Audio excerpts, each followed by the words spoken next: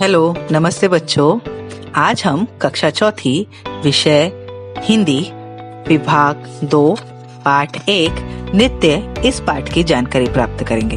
परंतु उससे पहले अगर आपने अभी तक मेरे चैनल को सब्सक्राइब नहीं किया है तो मेरे चैनल को सब्सक्राइब करें और बेल आइकन पर प्रेस करें ताकि आपको मेरे नए वीडियो के नोटिफिकेशन मिलते रहें और आप नए और पुराने पाठों की जानकारी प्राप्त कर सकें। वीडियो पाठ समझने के लिए वीडियो को अंत तक देखें। वीडियो पर लाइक, शेयर और कमेंट जरूर करें। तो चलिए पाठ की शुरुआत करते हैं। पाठ 1 नृत्य। बच्चों, नृत्य भारत के लोक नृत्य हैं और ये विश्व के श्रेष्ठ नृत्य है। बच्चों, ये जो हमारी पुस्तक में ये भारत के 4 लोक नृत्य का परिचय दिया गया है। यहाँ गुजरात, असम, महाराष्ट्र और राजस्थान इन 4 राज्यों के लोक नृत्यों के चित्र दिए गए। हमें इस पाठ में इसकी जानकारी समझना है। बच्चों, इस पाठ में गुजरात के गरबा नृत्य, असम के बिहू नृत्य, महाराष्ट्र के कोली नृत्य तथा राजस्थान के थाली नृत्य के चित्र दिए गए हैं। हम इन्हीं चित्रों का एक एक करके निरीक्षण करेंगे और समझेंगे। अब पहला चित्र, बच्चों ध्यान से देखिए। इस चित्र पर यहाँ लिखा हुआ है कि इस नृत्य को डांडिया नृत्य कहते हैं। इस नृत्य का नाम है डांडिया नृत्य या गरबा नृत्य। यह गुजरात प्रदेश का नृत्य है।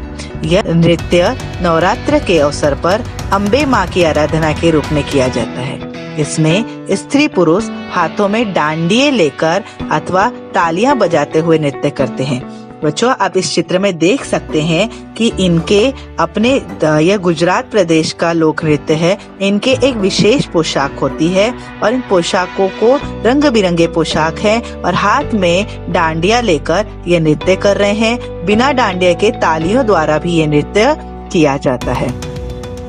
दूसरा नृत्य, दूसरे चित्र को आप ध्यान से देखिए। यहाँ लिखा हुआ आदिवासी नृत्य या यह बिहू नृत्य भी इसे कहते हैं। इस नृत्य का नाम है बिहू नृत्य। यह आसाम प्रदेश का नृत्य है बच्चों, और यह नृत्य फसल कटाई के समय और नव वर्ष के आगमन पर किया जाता है।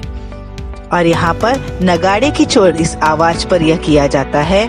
और इसमें आप देखेंगे तो यह पुरुष नगाड़ा बजा रहा है और ये दोनों महिला बिहू नृत्य कर रही है। अब तीसरा चित्र, बच्चों ये जो तीसरा चित्र है यह कोली नृत्य का चित्र है। कोली नृत्य यह महाराष्ट्र प्रदेश का लोक नृत्य है। यह कोली लोग इस नृत्य को करते हैं।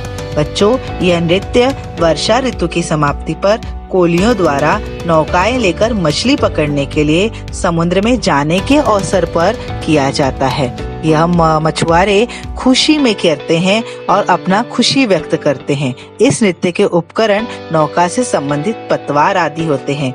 आप देख सकते हैं कि किस प्रकार ये कोली लोगों यह नृत्य कर रहे हैं और इसमें नौका के पतवारों का उपयोग किया गया है। नौका के पतवार अर्थात नौका चलाने के लिए जिस लकड़ी का उपयोग करते हैं उसे पतवार कहते हैं। अब चौथा चित्र, बच्चों चौथे चित्र में आप देखिए, चौथा चित्र है घूमर नृत्य। यह इसे थाली नृत्य भी कहते हैं। यह राजस्थान प्रदेश का नृत्य है। इस नृत्य में थाली और मिट्टी के घड़ों का उपयोग किया जाता है। इस नृत्य में शरीर का संतुलन बनाए रखना बहुत जरूरी होता है। नर्तकियां अर्थात जो ये नृत्य करती हैं, ये पांव थाली में होते हैं और सिर पर घड़े होते हैं। इस नृत्य में नर्तकी के पैरों, हाथों और गर्दन पर अद्भुत संतुलन रखना पड़ता है उन्हें। नृत्यों से मन में खुशी आता है बच्चों, और यह चारों लोक नृत्य बहुत ही प्रसिद्ध लोक नृत्य है और इसे अपनी खुशी व्यक्त करते हुए सभी करते हैं। हमें नृत्य द्वारा मन में खुशी प्राप्त होती है, शारीरिक अंगों पर संतुलन स्थापित होता है और पूरे शरीर का व्यायाम होता है बच्चों। इसलिए हमें खुशी के मौके पर और नृत्य करना चाहिए और इससे हमारी खुशी की तो प्रसन्नता तो व्यक्त होती है, पर हमारे शारीरिक अंगों का व्यायाम होता है, हमारे शारीरिक अंगों का संतुलन बनता है। इसलिए हमें लोक नृत्य और हमारे जो भारत देश के लोक नृत्य है ये ऐसे ही प्रसिद्ध और विभिन्न भिन्न है। और कई लोक नृत्य ऐसे हैं जो बहुत ही विदेशों में भी हमारे लोक नृत्य प्रसिद्ध हैं। प्रचलित है और विदेशी लोग भी हमारे लोक नृत्यों को बहुत ही पसंद करते हैं। तो देखा बच्चों, किस प्रकार से अलग अलग राज्यों के लोक नृत्य है और हर राज्य के लोक नृत्य की अपनी एक विशेषता है।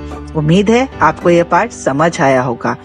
तो अगर आपने अभी तक मेरे चैनल को सब्सक्राइब नहीं किया है तो मेरे चैनल को सब्सक्राइब करें और बेल आइकन पर प्रेस करें, ताकि आपको मेरे वीडियो के नोटिफिकेशन मिलते रहें और आप नए और पिछले पाठों की जानकारी प्राप्त कर सके।